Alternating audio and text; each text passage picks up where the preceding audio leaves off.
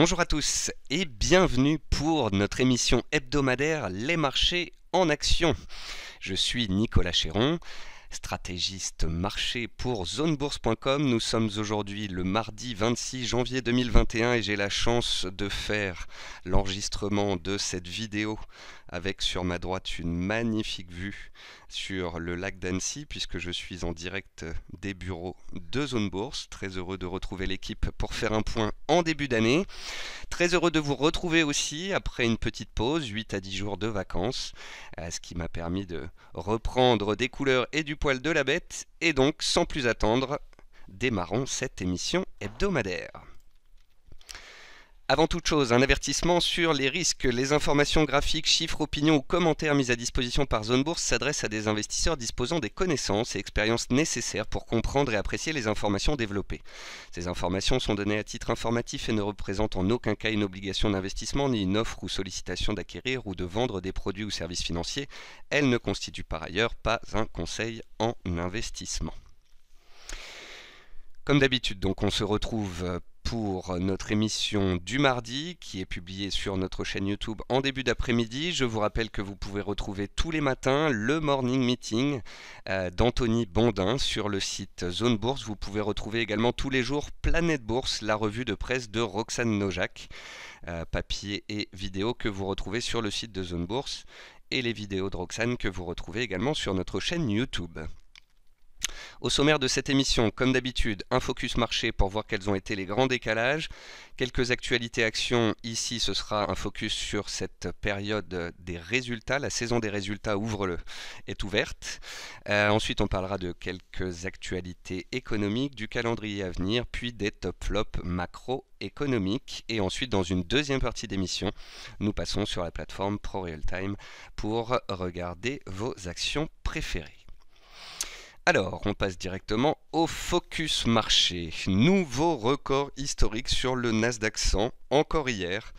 Également sur Apple, Tesla, action soutenue par un flux haussier intarissable en attendant la saison des résultats.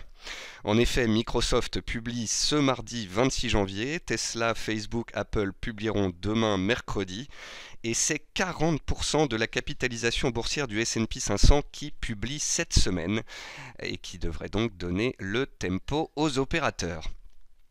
Concernant le Covid, la rapidité de la campagne de vaccination sera un élément clé de la reprise. Bruno Le Maire, qui s'attendait à 6% de croissance en 2021, revoit sa copie, ça a été rapide, à la baisse à cause du troisième confinement à venir. Le CAC 40 qui avait du mal à tenir sa hausse en début d'année, nous en avions parlé dans les premières émissions, début 2021, on constatait que le CAC 40 n'avait pas cette force suffisante pour pouvoir s'affranchir des 5650-5700 points. Il sous-performait les indices américains et il a fini par céder du terrain, moins 4,5% en l'espace de 15 jours. On est passé graduellement de 5700 points, seuil à partir duquel le 8 janvier dernier, j'avais commencé à vous alerter sur un risque correctif et on est allé atteindre les 5450 points ce matin, donc 250 points de baisse graduelle sur l'espace de 15 jours. Sur certaines sociétés, ça n'a engendré que des petits replis, 3, 5, 7%. Sur d'autres valeurs du CAC, du SRD et surtout les small et les mid caps, on a pu constater des corrections de 15, 20, 30% sur des dossiers qui étaient extrêmement volatiles mais peut-être un petit peu perchés. Et de ce fait, on a assisté à une correction sur de très nombreux dossiers. Est-ce que cette correction est terminée ou pas? Je ne suis pas devin. Et je sais surtout que je ne sais pas. Autant nous avions des éléments indiquant un risque de prise de bénéfices et de correction il y a 15 jours, autant que maintenant qu'on a atteint les 5450, eh bien je suis spectateur et avide de voir ce qu'il va se passer dans les séances à venir avec les publications d'entreprises. Les small et les mid caps ont donc connu une vague de prise de bénéfices appuyée, d'où l'importance, je le répète et je le répéterai encore et toujours, d'avoir remonté ses stops. En effet, ceux qui avaient remonté leurs stops sont sortis au tout début de la baisse, alors que ceux qui ne mettent pas de stop ont subi clairement la baisse. D'où l'importance également d'alléger ces lignes en amont. Souvenez-vous, début janvier, je le répétais tous les jours, n'hésitez pas à remonter vos stops, à prendre des gains, à créer une poche de liquidité pour pouvoir payer sur repli significatif. Ceux qui ont remonté les stops, qui ont allégé, n'ont pas subi la baisse, avaient peut-être même couvert leur portefeuille et ont pu, avec leur liquidité, possiblement acheter certaines actions sur des replis significatifs.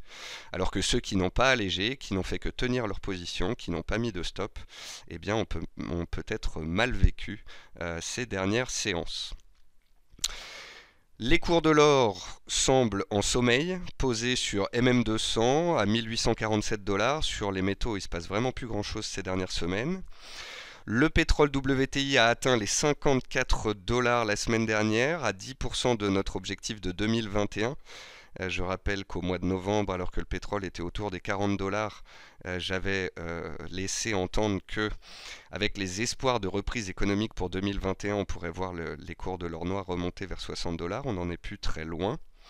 À court terme, le pétrole WTI a une configuration qui se rapproche vraiment du S&P 500.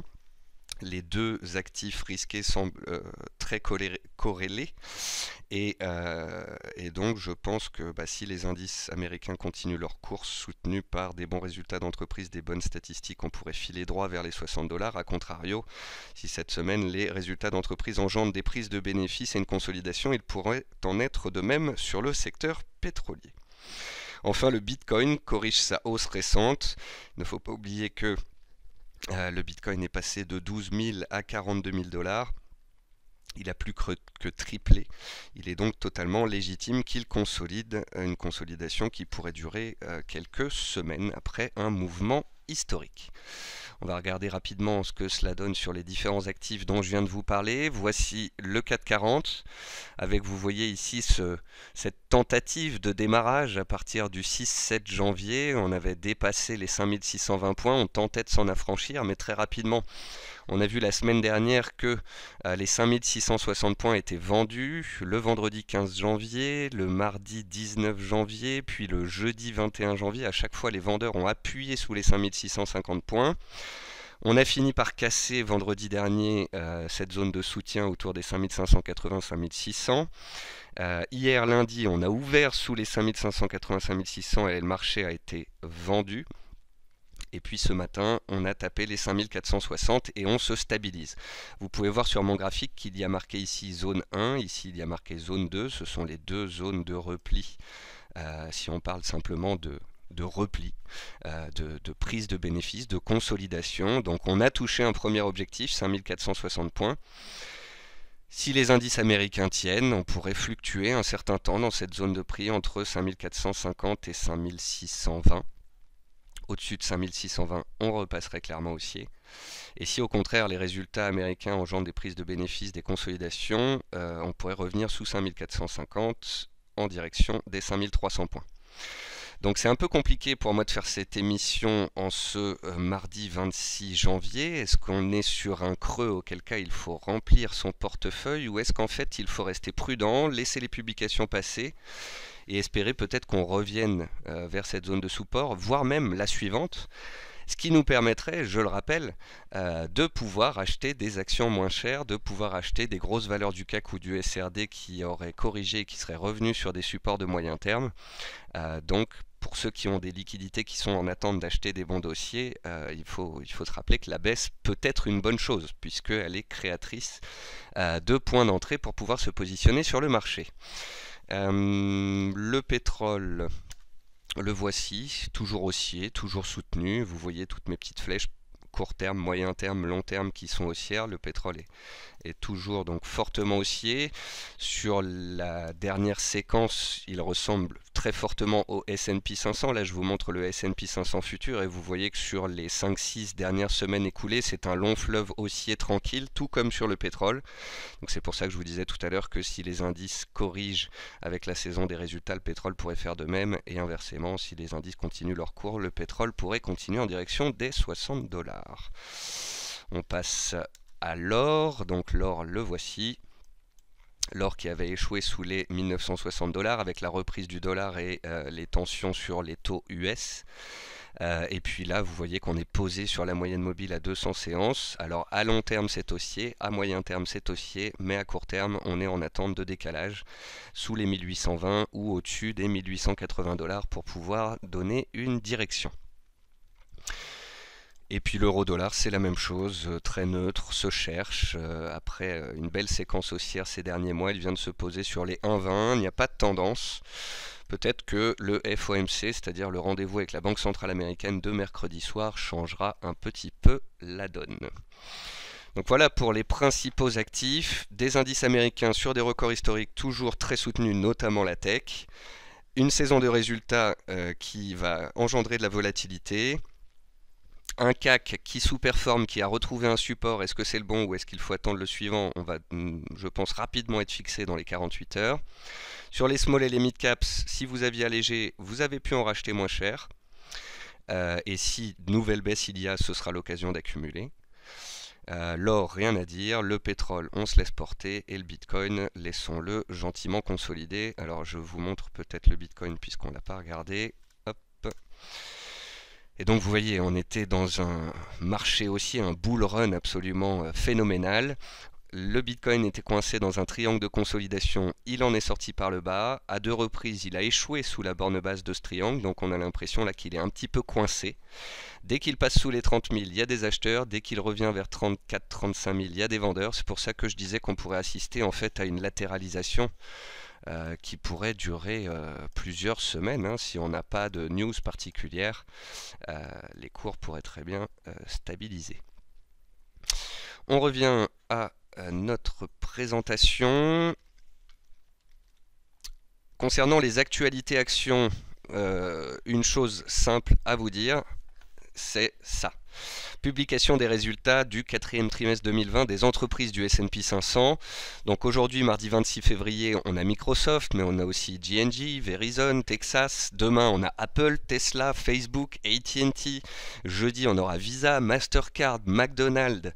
Et vendredi, du Chevron, du Caterpillar, bref, des grosses sociétés du S&P 500. Donc vous voyez ici, le mardi 26 janvier, 11% du S&P 500 publie. Demain, mercredi, 16%. Jeudi, 7%. Vendredi, 3%. C'est ainsi que sur la semaine, on a plus de 40% du S&P qui publie.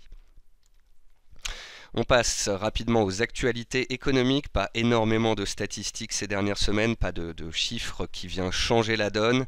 En Allemagne, on notera que l'indice du climat des affaires, IFO, est ressorti en baisse à 90,1 points. Il est inférieur aux attentes, il est en baisse graduelle depuis 3 ans. Tenir la zone actuelle des 90 points serait tout de même préférable. Aux États-Unis, tout est dans le vert. L'indice de la fête de Philadelphie, les inscriptions hebdomadaires au chômage, les permis de construire, les mises en chantier, tous les chiffres sont ressortis supérieurs aux attentes. Les chiffres américains sont d'une solidité à toute épreuve et cela se retrouve dans les indices américains. Cette semaine, à ne pas rater les résultats, vous l'aurez compris. En Europe, des statistiques mineures, confiance des consommateurs en Allemagne mercredi matin, chômage en Espagne jeudi, dépenses des consommateurs français vendredi. C'est vraiment des statistiques de faible importance comme vous pouvez le constater sur le calendrier économique Forex Factory. Aux États-Unis, Fed mercredi soir, donc le FOMC, PIB trimestriel jeudi à 14h30 et confiance du consommateur américain vendredi après-midi pour clôturer la semaine.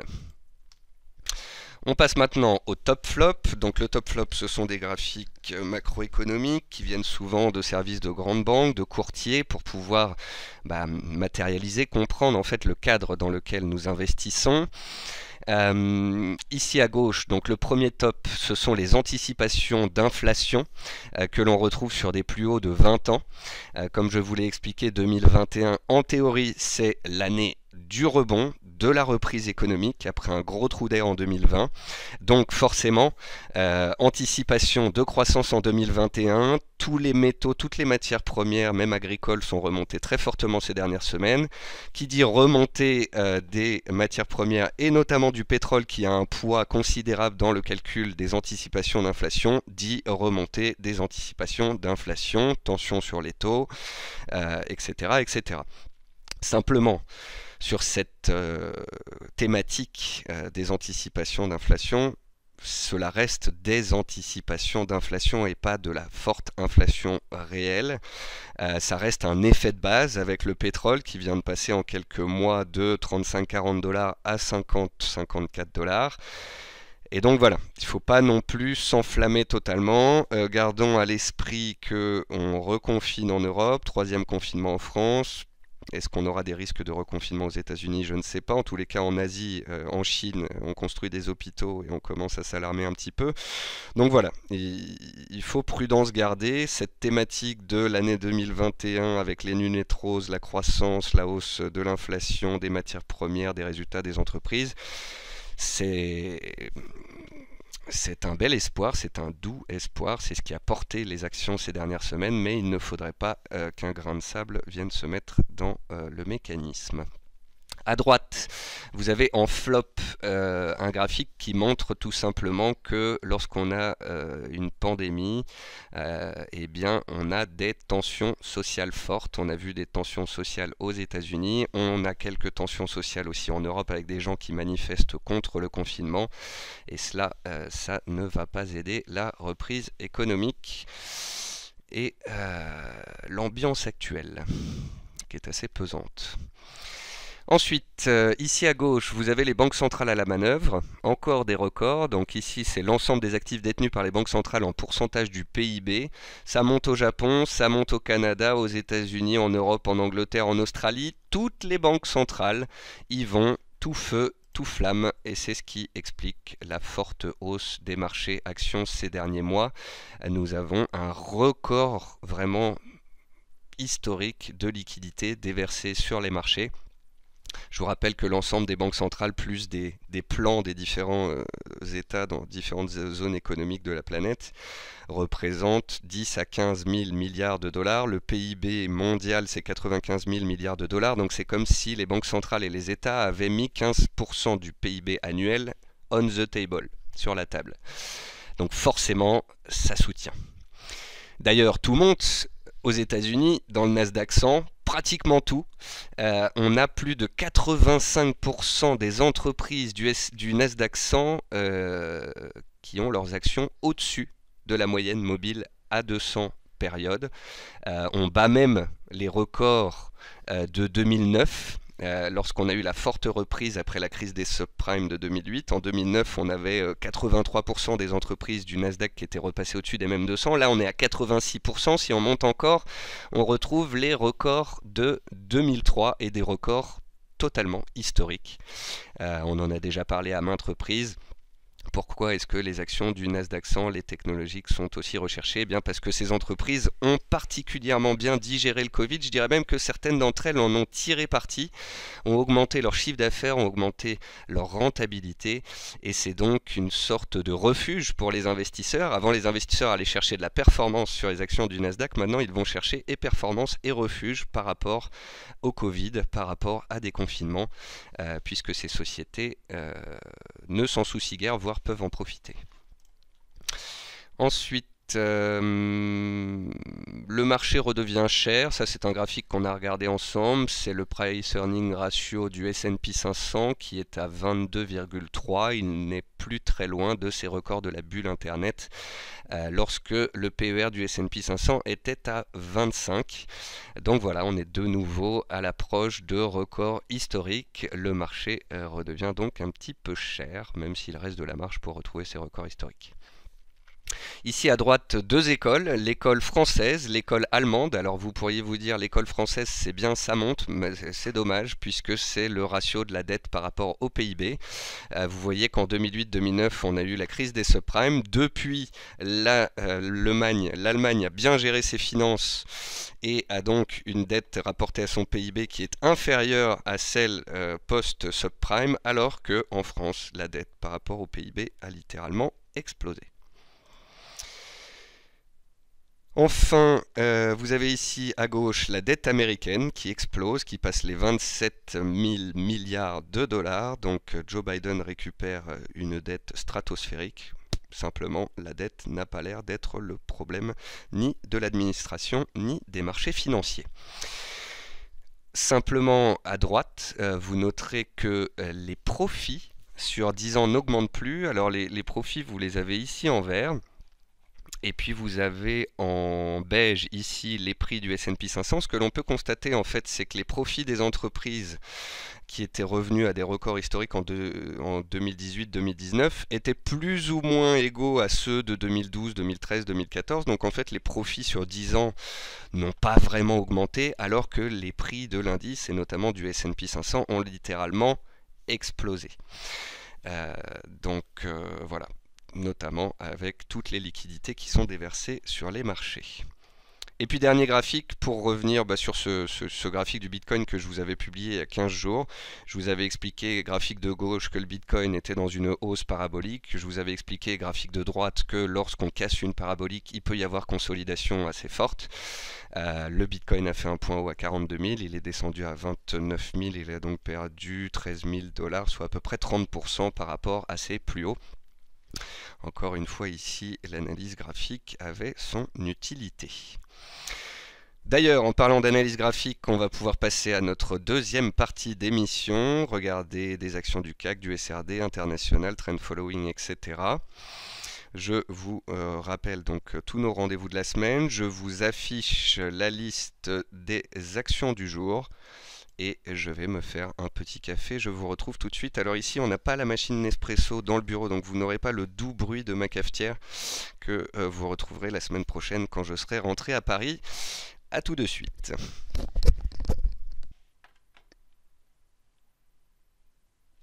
Nous nous retrouvons donc pour cette deuxième partie d'émission avec au programme des actions du CAC, du SRD, notamment des actions soit baissières sous résistance sur lesquelles j'avais rédigé des analyses baissières avant de partir en vacances, soit des actions haussières soutenues qui sont particulièrement belles, quelques valeurs internationales qui m'ont été proposées sur les réseaux, quelques valeurs Covid qui font de belles performances ces dernières semaines, et puis un point sur certaines valeurs trend following qu'on aime bien, certains dossiers qui ont continué leur course haussière, certains qui pourraient corriger un peu plus, d'autres qui semblent avoir atteint des gros supports.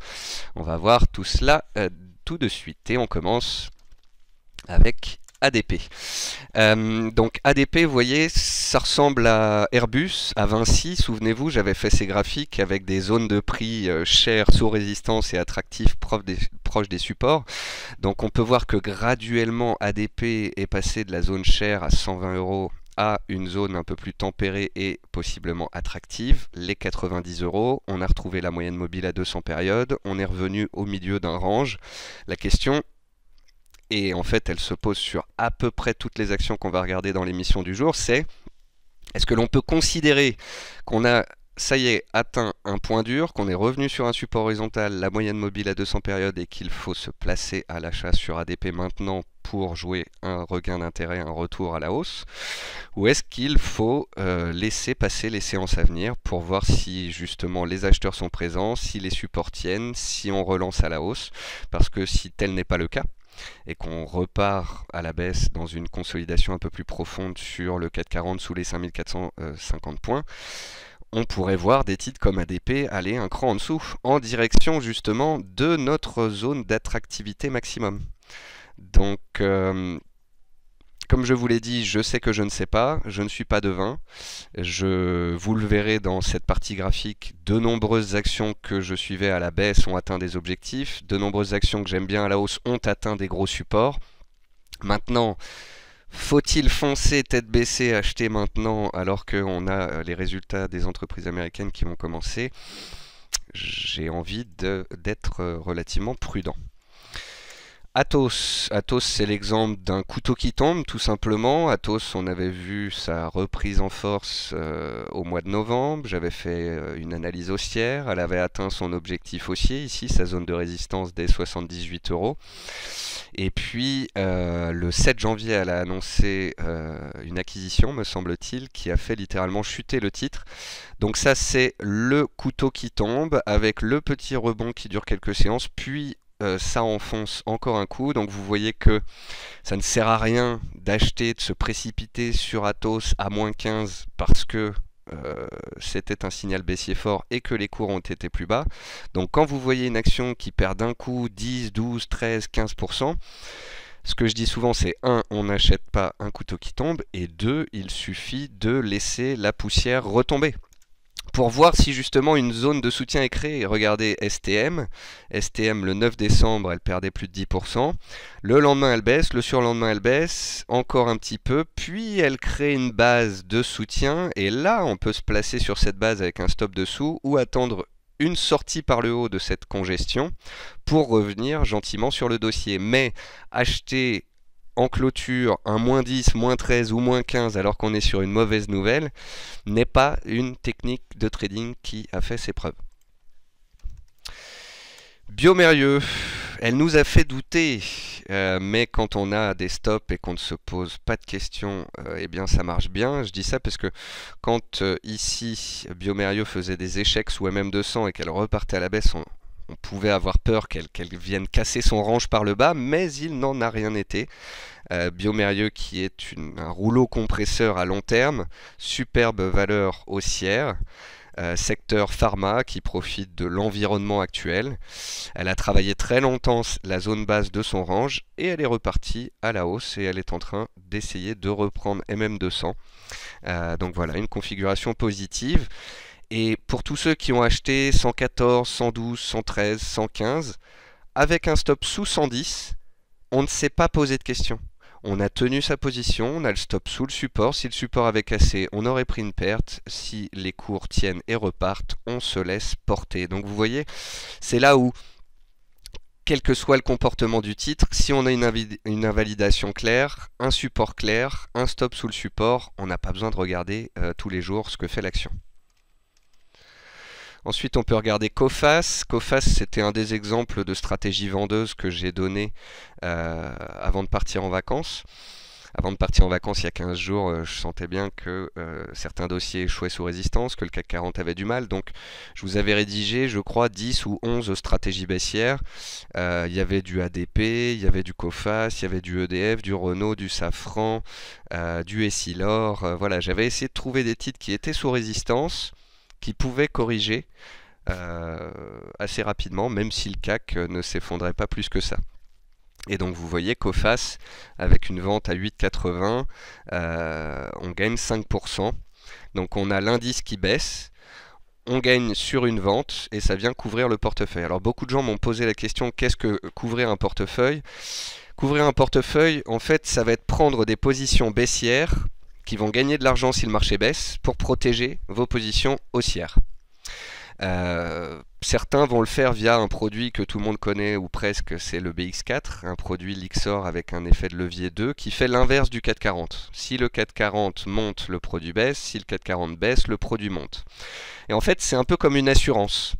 C'est-à-dire que vous vous dites, moi, je suis investi sur le marché action, j'ai 70% de mon portefeuille de rempli, j'ai 30% de liquidité, je sens que le marché pourrait consolider et j'ai pas envie de me de me séparer de mes titres préférés. Donc plutôt que de couper mes actions, je vais maintenir mes positions acheteuses et je vais acheter un produit de couverture qui peut être, en exemple ici, le Lyxor ETF BX4 qui fait l'inverse du CAC. Comme ça, celui qui a acheté une couverture ici sur les 2,18, 2,20, aujourd'hui on est à 2,30, il gagne 5% sur cette ligne-là.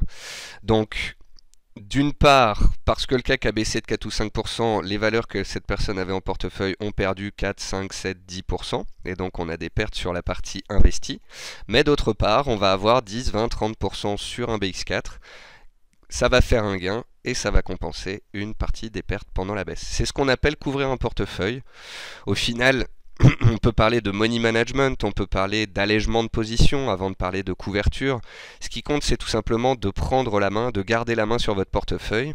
Là où il y a 2-3 semaines, quelqu'un qui était à 100% investi, eh bien, aura bien dérouillé quand même sur les 2-3 dernières semaines de consolidation puis d'accélération baissière. Celui qui a allégé en haut, voire couvert son portefeuille, alors que le CAC a perdu 4% et que certains dossiers ont beaucoup baissé, eh bien possiblement cet investisseur-là n'a pas perdu, voire même a fait des gains. Donc c'est à ça que sert une couverture de portefeuille. EDF, c'était une des analyses que j'avais fait à la baisse. J'avais donné une vente à 13,14 sur le site Zone Bourse.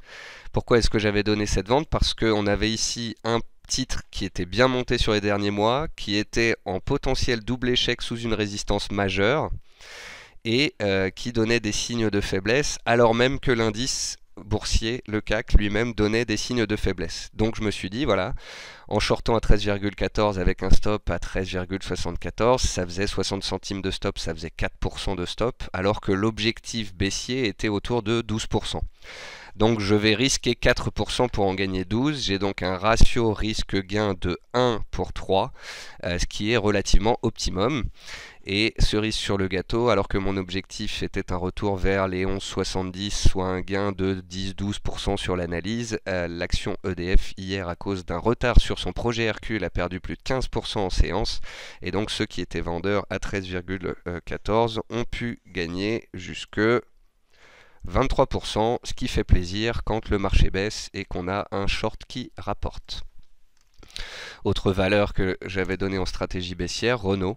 Renault que j'avais donné ici vers 36,16, qui a baissé graduellement, rebondi, rebaissé graduellement.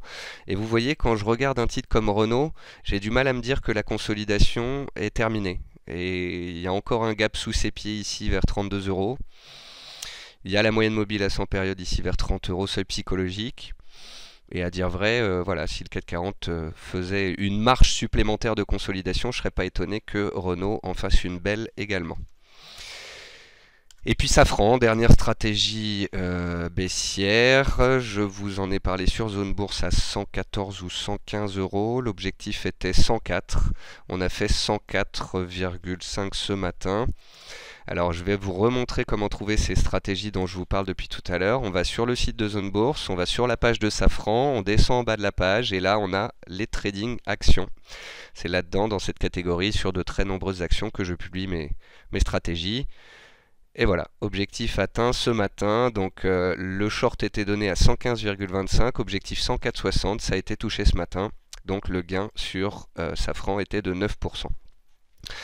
Donc voilà, Safran, Renault, Coface, Essilor et j'en passe, 10 analyses, 10 stratégies baissières que je vous ai publiées il y a entre 10 et 15 jours, que vous puissiez faire des gains à la baisse pour les plus actifs d'entre vous. Certains ont shorté, ont joué la baisse avec le SRD et ont donc fait des gains sur les positions baissières.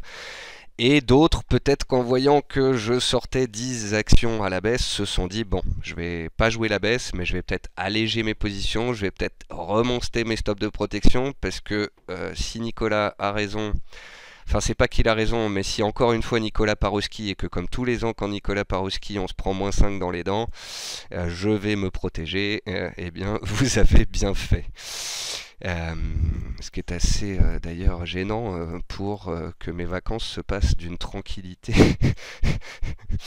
puisque les marchés n'ont fait que bouger. Donc voilà, CAC et SRD, je vous ai montré des actions baissières sous résistance, qu'est-ce qu'une couverture, qu'est-ce que vendre à découvert. On peut constater qu'on a atteint des objectifs baissiers, les objectifs 1, est-ce qu'on va faire une nouvelle jambe supplémentaire? Je n'en suis pas certain, mais je préfère garder cette possibilité à l'esprit. On va maintenant passer aux valeurs internationales. Avec le retour en force de Alibaba, grâce au retour en force de Jack Ma.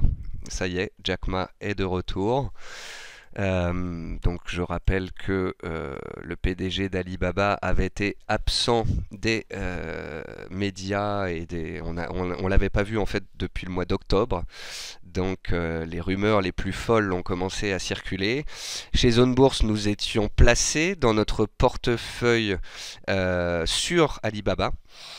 Nous avions décidé de maintenir la position puisque le titre était revenu à proximité de gros supports et que nous anticipions un retour de Jack Ma. Là, je dois vous dire que je tire mon chapeau à Franck Morel, PDG de Zone Bourse, qui nous avait expliqué le scénario point par point et ça s'est déroulé parfaitement. Donc on est toujours haussier et acheteur sur Alibaba dans une optique de moyen long terme. Ensuite, on peut regarder Leonardo en Italie. Ça, c'est un petit titre parmi tant d'autres qui m'a été proposé par un lecteur. Donc, vous voyez ici un titre qui est en tendance baissière de moyen long terme. C'est pas le Covid qui a engendré la tendance baissière de long terme. Elle était déjà là. Je peux comprendre qu'on se soit intéressé à ce genre de titre parce qu'il a tenté de passer sa MM200 qui était baissière. Mais vous voyez, ça manque de jus, ça manque de rebond. Là, on a trouvé un petit support ici à 5,40, 5,45 qu'on vient de toucher aujourd'hui. Toujours dans cette prévision d'un second trou d'air sur indice, je trace une seconde zone ici sur les 5,10.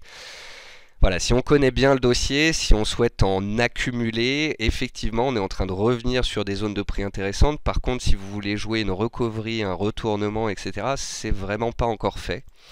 Vous voyez que ces dernières semaines, on a échoué ici sous les 6,10, 6,15. Il faudrait dépasser cette zone de prix pour de bon. Et puis en fait, ce qu'il faudrait pour inverser la dynamique et insuffler une dynamique haussière, ne serait-ce qu'à court moyen terme, eh bien, il faut casser les résistances. Donc 6,10, 6,20, puis les 6,60. Au-dessus de 6,60, on pourrait parler de retournement de marché. Ensuite, Nano Dimension. Alors ça, vous êtes plusieurs à m'en avoir parlé. Vous êtes de plus en plus nombreux à trader les actions du Nasdaq, à aller vous frotter à des actions qui sont parfois extrêmement punchy, extrêmement rapides, volatiles. Alors ça peut rapporter énormément, mais ça peut aussi coûter cher, hein. Gardez cela en tête. Je trouve Nano Dimension absolument sublime. C'est un titre qui vient de passer de 1,60$ à 16$, qui a fait x10 en l'espace de 4 mois. On est là sur une valeur qui a donné de multiples signaux haussiers. D'ailleurs, je crois qu'on en avait déjà parlé dans une émission précédente. Un signal ici, des volumes ici, cassure de plus haut annuel là, relance haussière ici, nouvelle relance haussière, nouvelle relance haussière. Alors souvent les gens me disent comment est-ce qu'on rentre sur des trucs comme ça? Bah tout simplement à chaque fois qu'on casse un nouveau plus haut annuel ou historique. C'est le concept du trend following. On a un signal aussi avec des volumes, ensuite on casse le plus haut, on achète, on met un stop large, et ainsi de suite, et ainsi de suite, et ainsi de suite, et ainsi de suite. Et on remonte les stops et on accompagne. Et à un moment donné, il faut aussi prudence garder, prendre des bénéfices, remonter les stops. Je dois vous avouer que j'ai pas du tout compris ni apprécié les chandeliers que l'on peut constater sur de très nombreuses valeurs hier. Alors Tesla, c'est un petit peu moins visible. Apple, on le voit bien, vous voyez. Donc gap haussier, accélération, chute en séance, remontée en fin de séance. On a vraiment fait des chandeliers qui sont bizarres.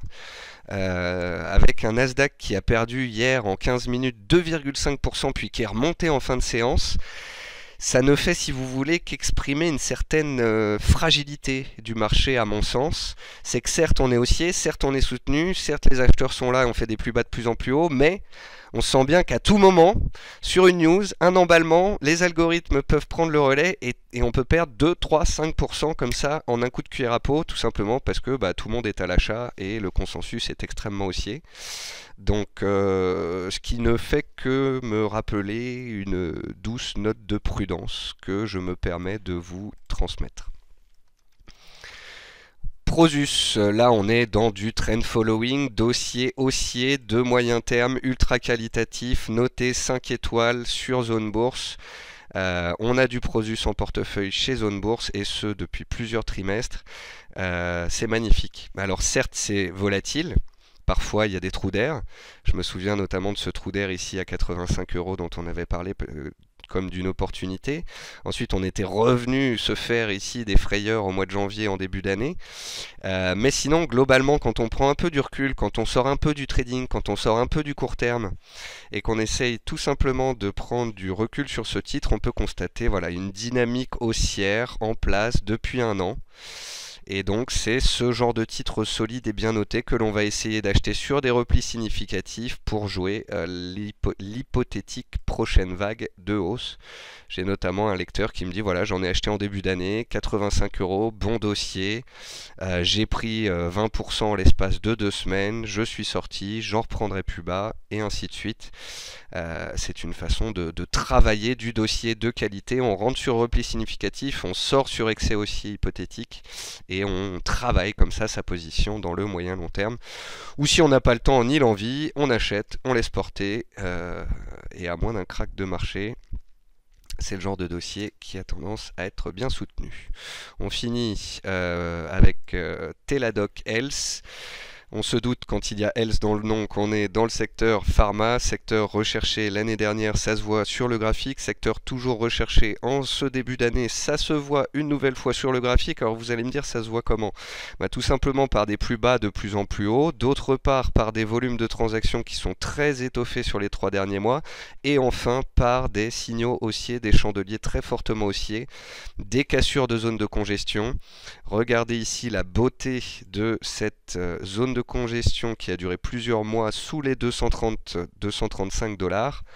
On a tapé ici le 8 janvier, ça ne passe pas, et tac, le 20 janvier, signal haussier, cassure des 236-37 $, et on prend 20% dans la foulée. Alors, vous n'avez pas besoin d'être devant le marché et de scotcher devant votre ordinateur pour profiter de ce genre de configuration. Pour ce faire, il vous faut d'une part scanner le marché, c'est-à-dire scanner l'Europe, la France, les États-Unis et vous faire une liste de titres méga super haussiers comme Teladoc, comme Prosus, comme Alibaba. Et ensuite, vous allez définir des zones de prix clés au-dessus desquelles on donnerait un éventuel signal. On peut voir ici un test à 235, 2 tests à 235, 3 tests, 4 tests. Donc on se dit que s'il y a cassure, c'est que c'est un signal fort, c'est que potentiellement on peut décaler à la hausse. Et donc c'est sur ce genre de niveau qu'on met des alertes, voire même des ordres à seuil, des ordres d'achat à seuil de déclenchement. Comme ça, s'il y a cassure, on rentre dans le marché. Si le soir ou le lendemain, ça invalide et ça retombe, on coupe, on prend une petite perte, 2, 3, 4%. Mais si ça part, eh bien, on peut facilement prendre 10, 15, 20% rapidement. Donc parfois, vous allez être stoppé rapidement, parfois vous allez perdre 2-3% et vous allez peut-être parfois le faire plusieurs fois, mais quand ça passe, ce sera 20, 30, 40, parfois 60%. Et donc le jeu en vaut la chandelle de parfois s'y reprendre à 2-3 fois, de perdre 2-3 fois 3%, pour ensuite attraper un beau trade de moyen terme sur une valeur qui est en trend following. On passe maintenant aux quelques dossiers Covid. Les sociétés Covid qui ont publié pour certaines d'entre elles, et notamment Biosinex, des chiffres hallucinants, des chiffres extrêmement positifs, avec très forte hausse du chiffre d'affaires, de la rentabilité pour 2020. La question c'est, est-ce qu'en 2021 ces chiffres exceptionnels vont perdurer? Pour l'instant, on est dans un 3e confinement potentiel en France. On a toujours un nombre de cas qui est très élevé, donc on peut espérer que les sociétés du Covid continuent de faire des bons chiffres au moins cette année. En tous les cas, à moyen long terme, on est dans des trends haussiers. Et pour ceux qui sont dedans, ici, on espère la cassure des plus hauts à 23 € pour pouvoir déclencher encore une nouvelle jambe haussière. Donc tout dépendra, je pense, dans les semaines à venir aussi des campagnes de vaccination, de l'arrêt ou non de la recherche de certains laboratoires, puisqu'on apprenait hier que l'Institut Pasteur arrête sa recherche, que Merck arrête sa recherche, que Sanofi a du retard. Donc plus les vaccins ont du retard, plus les sociétés pharmaceutiques arrêtent les programmes, plus le Covid peut durer, et donc plus les sociétés Covid peuvent continuer d'avoir une activité soutenue, ce qui explique justement le regain d'intérêt qu'on constate sur ces 2-3 derniers mois. Donc Biosinex en est un exemple. Après, BioUV, on ne peut pas dire que ce soit une société Covid, mais qui profitent quand même du Covid, avec notamment des solutions de nettoyage aux UV. Alors BioUV vient de nous faire ce matin une petite mèche dont elle seule a le secret. Elle a fait une mèche basse à 6,20. Encore une fois, les mèches sur des valeurs comme Esker, comme Nekon, ce sont des habitudes. Ce sont des risques pour ceux qui ne les connaissent pas, mais ce sont des atouts pour ceux qui les connaissent, notamment quelqu'un qui se dit voilà, j'aime bien BioUV, j'ai envie d'en acheter sur repli, je vais laisser un ordre traîner à proximité de la MM 200 jours. Et bien ce matin, l'action perd 10%, sûrement des stops qui passent en pagaille. On vient toucher MM200 et ça repart. Alors celui qui avait un stop ultra serré s'est fait stopper et n'est pas content. Celui qui constate que c'est une valeur à mèche et qui se dit je vais plutôt laisser un achat 7 ou 10% sous les cours pour profiter d'un éventuel trou d'air, lui, il est très content. Eurobio scientifique, donc autre dossier Covid, contrairement à Biosinex qui a déjà dépassé ses records de 2020, donc je pense que c'est une des plus haussières dans les valeurs Covid. D'ailleurs ici la résistance devient support à 19,5. Pour ceux qui font du moyen terme, on se prémunira d'une baisse avec des stops, mais des stops extrêmement larges, puisqu'on pourrait très bien revenir à 19 avant d'aller plus haut, donc il faut des stops sous les 19, voire sous les 18,50. Alors vous me direz, ça fait 20% par rapport au cours actuel, c'est élevé, certes, mais c'est aussi proportionnel au gain potentiel, puisque si une telle valeur devait aller chercher 28 ou 30 euros à moyen terme, c'est 30 à 40% de gain potentiel pour un risque de 15 à 20% de stop. Et encore, je pars du principe que vous avez été très nombreux à acheter ici l'accélération au-dessus des 18, puis la cassure des 19,50, les plus hauts de 2020, dont j'ai parlé à plusieurs reprises dans la semaine du 11 janvier avant de partir en vacances. Et une des valeurs avec laquelle je vous ai un peu bassiné, c'était Novacite. Novacite sur laquelle on a des périodes de range puis des périodes d'accélération forte. Là on avait eu une période de range bloquée sous les 10,30. Donc avant de partir en vacances, je vous avais publié des stratégies en disant si on casse les 10,3 c'est un signal acheteur. Depuis l'action a gagné 25%.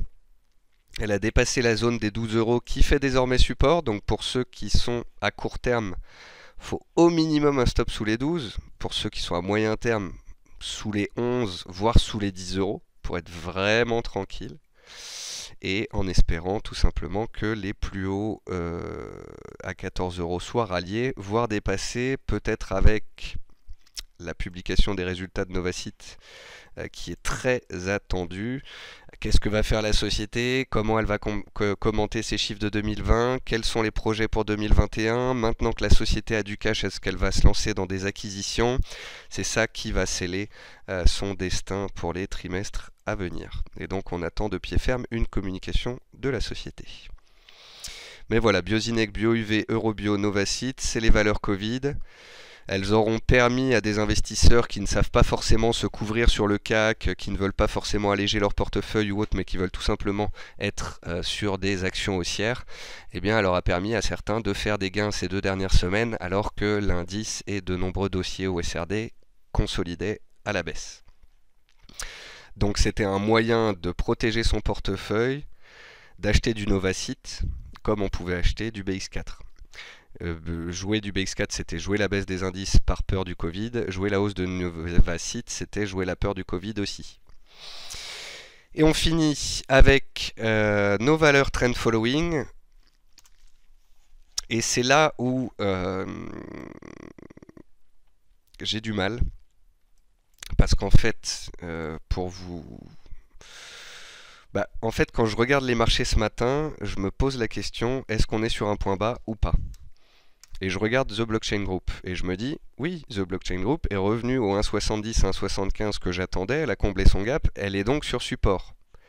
Est-ce qu'elle va s'arrêter là ou est-ce qu'elle peut travailler la zone et aller un cran plus bas? Pour l'instant, j'ai l'impression que ça stabilise, mais que ça peut encore aller un cran plus bas. Quand je regarde Gossin, je trouve trouve très positive la réaction qu'elle a eue sur les 9,60 ce matin. Ça va très vite à la hausse parce que des investisseurs en intraday sont allés jouer un rebond technique qui a duré 1 ou 2 heures et qui représentait une hausse de 15%. Mais vous voyez que la moitié de la hausse a déjà été retracée et qu'on pourrait revenir potentiellement sur cette zone des 9,50, voire pourquoi pas faire un trou d'air en dessous. Quand je regarde Navia, je me dis la même chose. Oui, Navia a approché ce matin de la zone des 2,80, qui est sa zone de gap qui avait été laissée ouverte ici en fin octobre. Et donc, oui, ça y est, on approche de la zone d'achat long terme.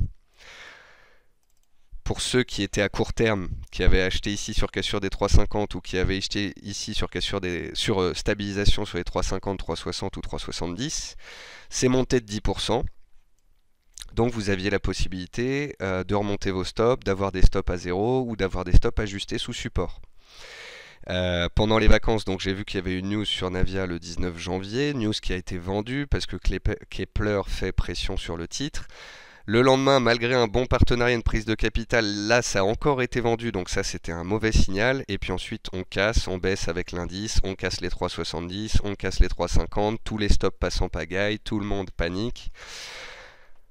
Alors il y a ceux qui sont long terme qui avaient tenu leurs actions et qui vont renforcer sur les cours actuels, puis il y a ceux qui avaient acheté à 4 euros, qui n'avaient pas mis de stop et qui aujourd'hui serrent les dents. Me concernant, j'avais fait une stratégie sur 3,73, c'est monté, c'est retombé.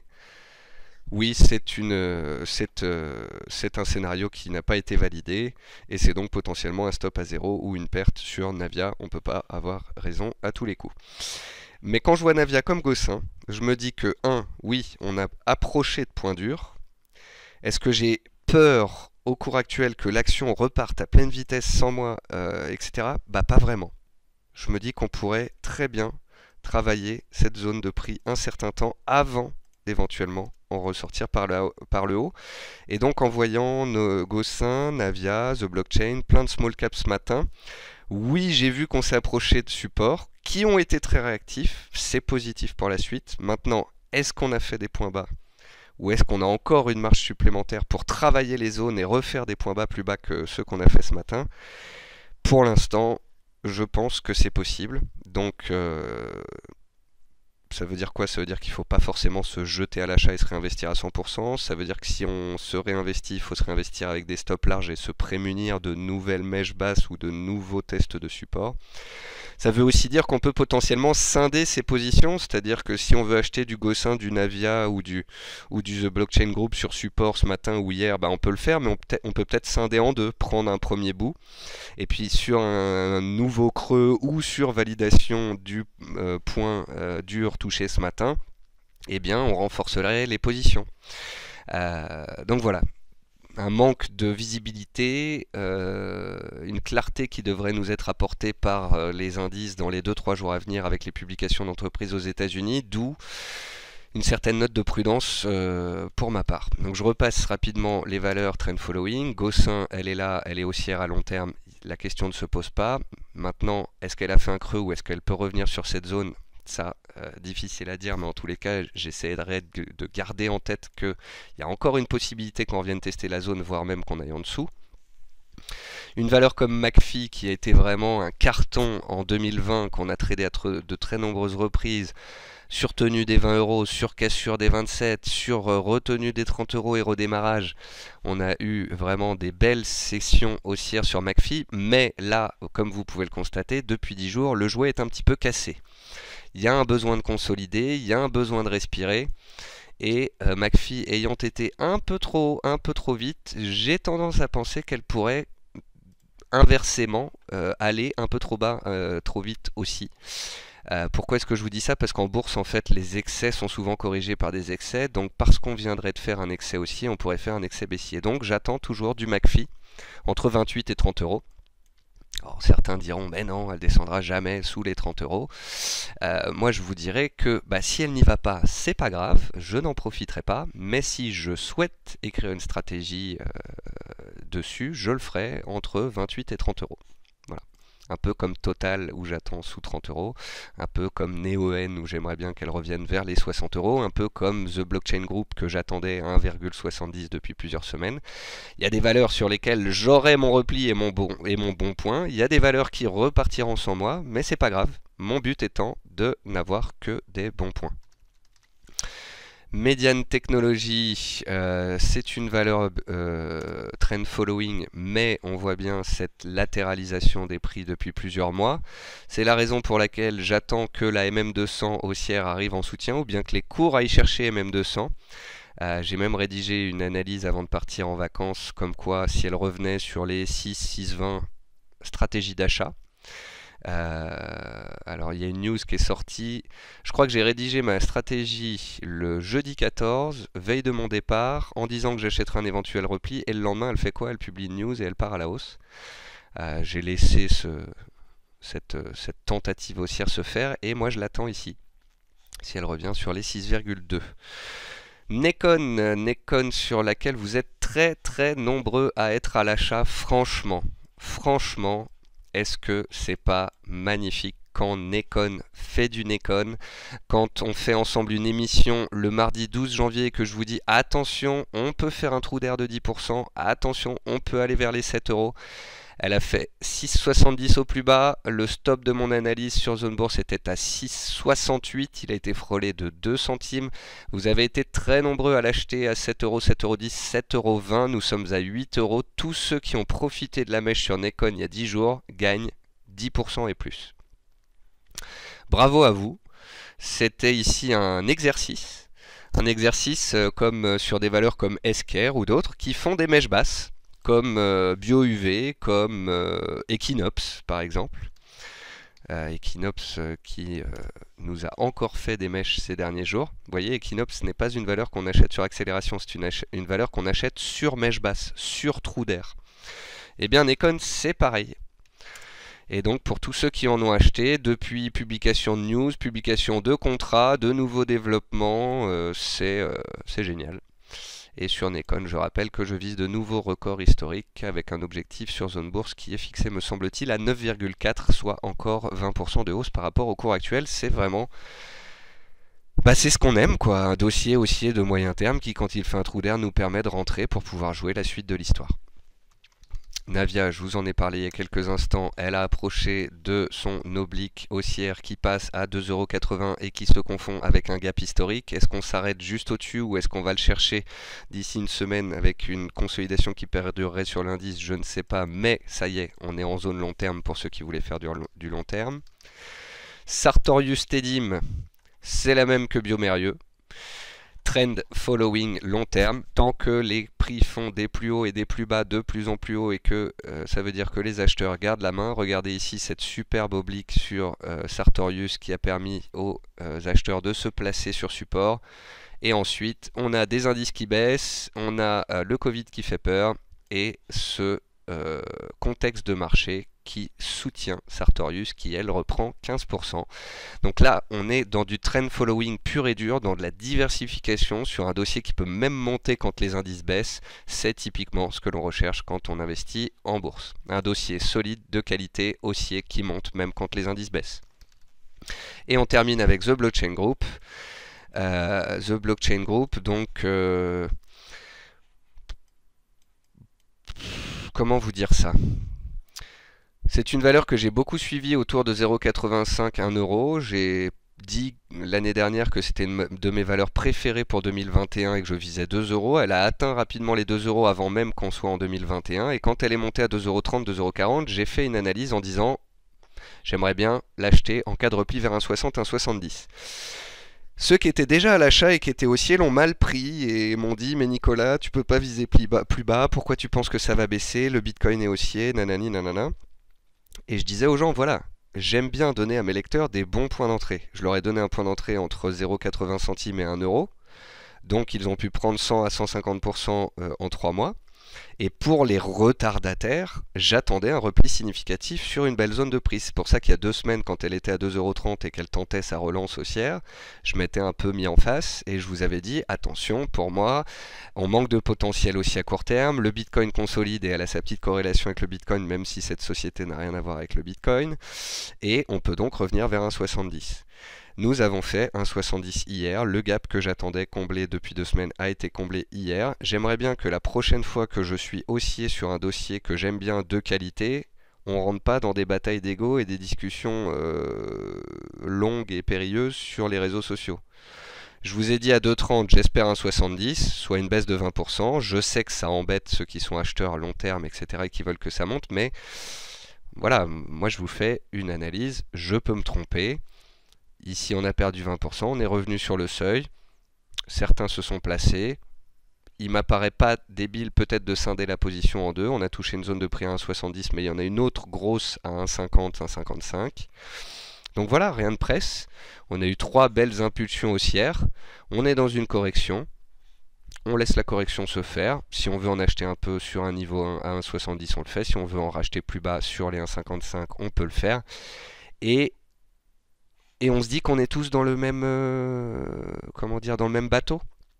Au final, les investisseurs qui sont haussiers sur le dossier et moi qui voulais en acheter sur repli, nous sommes tous dans le même bateau puisque nous aimons tous blockchain et nous sommes haussiers à long terme. Donc ce serait bien que les gens se focalisent sur les choses sur lesquelles ils s'accordent à être d'accord plutôt qu'être dans le désaccord permanent. Et ce sera le mot de la fin pour moi. C'est la fin de cette émission qui a duré une petite heure, voilà, pour reprendre les bonnes habitudes.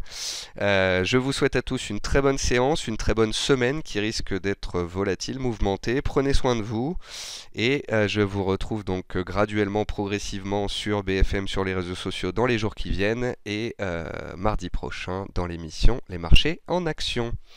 Bonne journée à tous.